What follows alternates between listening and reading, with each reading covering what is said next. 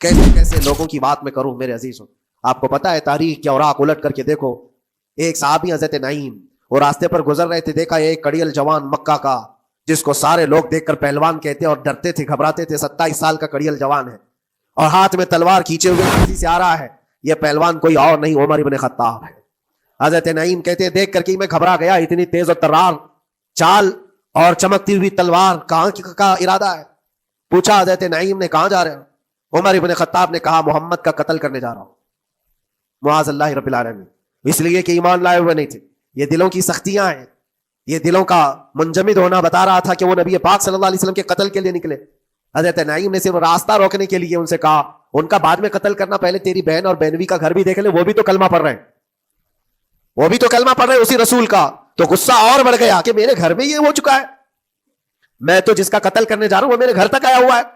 کہا پہلے میری بہن اور بہنوی کا کام تمام کرتا ہوں. اسی غرض سے وہ آئے تھے. اور جس وقت اپنے بہن کے گھر کے باہر کھڑے تھے, اتفاق ایسا کہ اندر سے قرآن کے پڑھنے کی آواز آ رہی تھی.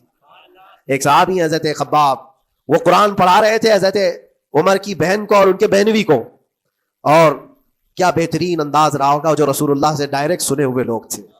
اللہ کا کلام اترا ہوا ہے جن کے اوپر وہ اس وقت حاضر رہے ہوئے لوگ ہیں, قرآن کو پڑھ رہے تھے. طٰہٰ ما انزلنا علیک القرآن لتشقیٰ الا تذکرۃ لمن یخشیٰ. عرب لوگ اچھی طرح سے جانتے تھے ایک ایک حرف کا معنی کیا ہوتا ہے, وہ عربی جانتے تھے, ان کی مادری زبان تھی.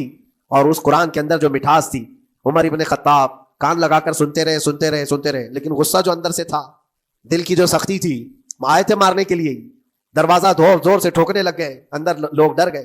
حضرت خباب کو چھپا دیا, بہن اور بہنوی نے دروازہ کھولا.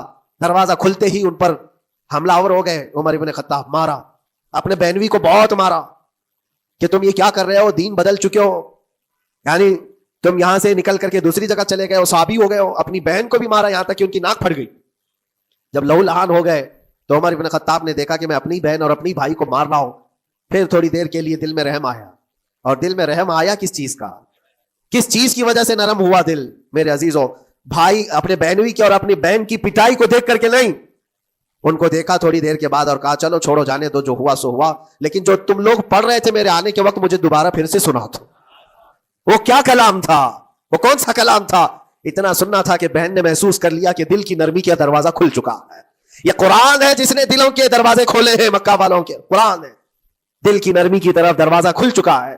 تو عمر ابن خطاب سے کہا کہ تم غسل کر لو, تم پاک ہو جاؤ, ہم قرآن تمہیں سناتے ہیں. اور انہیں پاک کیا گیا. تو حضرت خباب جلدی سے باہر آئے, کہا میں سناتا ہوں. حضرت عمر کو جب یہ آیتیں سنائی گئی, جھوم کر کے سننے لگے.